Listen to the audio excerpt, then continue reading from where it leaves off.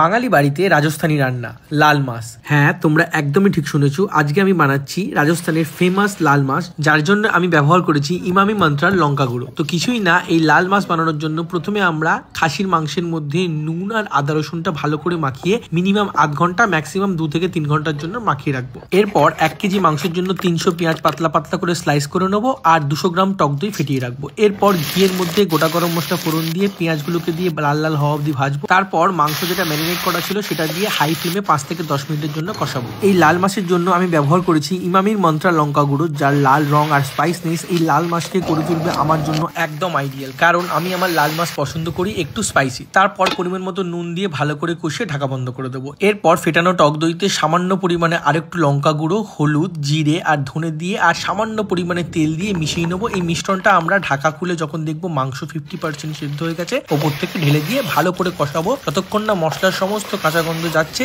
আর তেল ছাড়ছে। যখন তেল ছেড়ে দেবে আবার চাটুর ওপরে ঢাকা বন্ধ করে সেদ্ধ হওয়া অবধি ওয়েট করবো। মিনিট 40 থেকে 50 সময় লাগবে। এটা কিন্তু মাংসের কোয়ালিটির উপর ডিপেন্ড করছে। আর আমাদের লাল মাছ একেবারে প্রস্তুত। গরম গরম রুটির সাথে এর স্বাদ কিন্তু একেবারে অনবদ্য। রংটা দেখেই আশা করি ঝালের পরিমাণটা বুঝতে পারছেন, ঠিক যেমন আমি আমার লাল মাছকে চাই একদম স্পাইসি। তো আপনারাও যদি আমার মতো লাল লাল ঝাল ঝাল লাল মাছ বানাতে চান তাহলে ইমামি মন্ত্রার লঙ্কা গুঁড়ো একেবারে আদর্শ। মন্ত্রা লঙ্কার জাদু খেলেই একবার বুঝবেন। টিল দিন, টাটা।